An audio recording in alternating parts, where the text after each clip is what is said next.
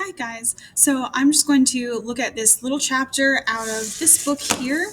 So it's called Everything You Need to Ace English Language Arts in One Big Fat Notebook. You can get this on Amazon. I've seen it at Walmart. If you find yourself struggling with English, especially as you're in an asynchronous program, this is very, very helpful and it's not very expensive.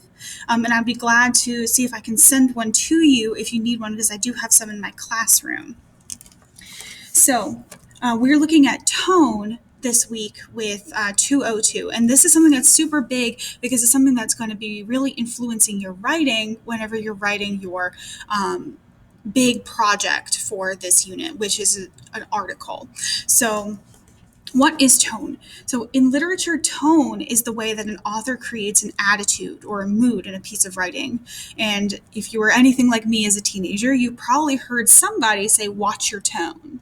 And if you know what that means, then you already know what tone is. So let's look at these examples here. Say you don't want to go with your dad to the grocery store. There's lots of different ways that you can tell him that and convey that to him. So a polite tone, notice the adjective here, polite. I'm sorry, Dad, I'd rather not. Or, I'm sorry, Dad, I've got a lot of homework to do. Can you insert your sibling's name here instead, and I'll go with you next time? You could do this with a whiny tone. Why do I always have to go to the store with you? Why can't you insert sibling's name here? Or with an angry tone, I'm not going to the store again.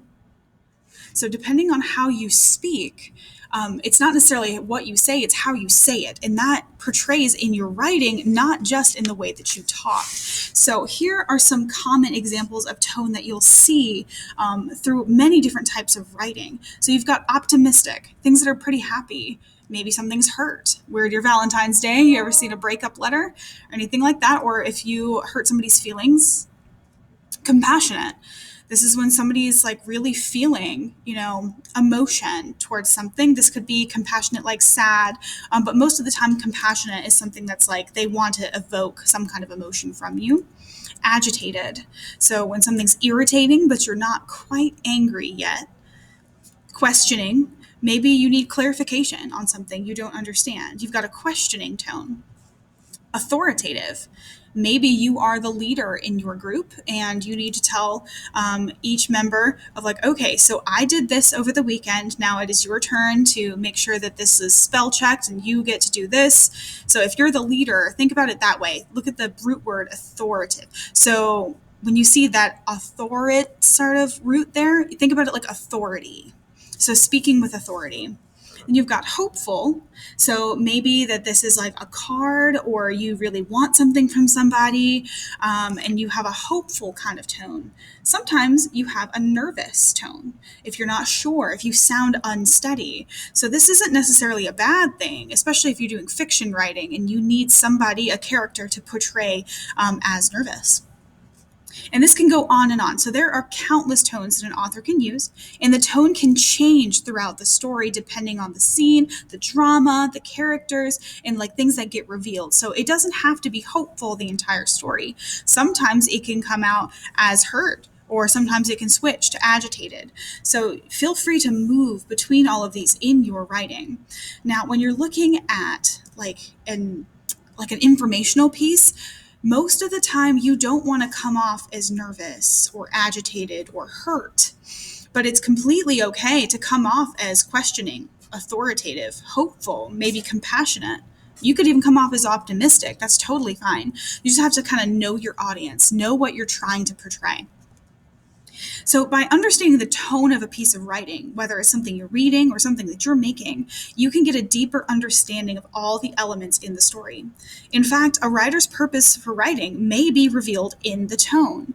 Tone is the emotional center of the text. It can reveal the author's attitude towards the theme. So if even when you're writing something informational, you can tell the human, whoever wrote it, feelings behind whatever the topic is about based on their tone. Like, how are they phrasing things? Are they trying to teach you something? Or are they trying to express that they are irritated that something is happening? You kind of have to use your context clues and your intuition to kind of determine. Now, how authors do this is using figurative language. So this is something we studied in the last module when you guys were writing your with your narratives is when we began with this, so I guess 2 modules ago. Figurative language is language that means something different than its literal interpretation. So you've got that right there. Instead of writing something very plainly, they might choose imaginative words to express something with tone. So here's an example down here.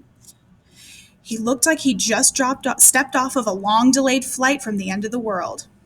So you could have just written, he was tired, he looked sleepy, but they didn't do that. He looked like he just stepped off a long delayed flight from the end of the world. If you've ever been on a plane or at an airport and your flight gets delayed, it's irritating and it's very exhausting to be in an airport even before the pandemic. And if it's a long delayed flight, this could be something from hours to maybe a day later from the end of the world. So think apocalypse. So he just stepped off a flight that was delayed and it looks like he just got out of the apocalypse. This guy looks really, really tired. So the exhaustion and frustration of being on a plane for the long time, the stress you might feel if the flight's delayed and it's coming from a faraway place, or, literally the end of the world. So some types of figurative speech that you can have here. So when you think of irony, you guys just learned about this. Use these. Okay, metaphors, allusions. We'll talk about those a little bit more. You know what similes are. Puns are fun, so you can use these. Personification is going to be a really good bet for you guys. So when you're looking at metaphors and similes and irony, I would think that those are probably going to be your strongest right now since you just learned about those. Now, here's where we talked about, like with our connotative language and when we looked at our word choice and things like this. So with our connotative language, when we looked at denotation and connotation, denotation is the dictionary definition. Connotation is like when the word goes beyond the meaning. So it's with the emotions that it gets associated with. So the pretty petals spread like lace over the ground. If we say that something is pretty, we mean that it's pleasing to look at, like these little ones here. But pretty also connotes that something is delicate, possibly feminine. So we wouldn't usually use like, oh, that's a pretty car. It's not really something we would go with. The word doesn't just contribute to its simple meaning to tone. So it brings all of its connotations with it as well. So this is one of those things where if you want to describe a person, or a situation or whatever it is that you are writing your article about, you need to be mindful of all like the emotions that go with the words that you choose. If you want to say something is pretty, but you don't want it to come off as maybe feminine or delicate, you can use a thesaurus. And there's plenty of online options like thesaurus.com that you can type in the word pretty and it'll show you a bunch of different options to choose from that might be a little better fitting. Now, this is what your 202 was all about, was word choice. So it's the decision on why the author uses what they use. So sometimes it can really be because of the connotation. Maybe pretty isn't the word they want to use there. So they want to describe, let's use this example here, they want to have a strong character, but they don't want to use the word strong because maybe they're not physically strong. If the author uses the word tough, if they describe this person as tough, the character might seem hard to approach. And depending on your story, that might work great. If you really want to write about somebody who comes off as a little bit bitter, maybe difficult to try to get to know them, maybe they look a little scary, tough would be good. Maybe if the author chooses steady, the character might seem boring. So when we think about like slow and steady wins the race and things like that. Often steady is not necessarily a bad thing, but it can also be a very flat thing. So if you want somebody to say that they are strong, steady might not be your best choice. If you want to use the word powerful instead, the character might seem like a leader. So there's slight variations between the words. Even though powerful, steady, tough, and strong, they all can mean very similar things. Depending on what you want, you'll need to research into each of these words and kind of determine the connotation behind it and determine if that emotion is what you want to attach. They can make big, big differences in your tone.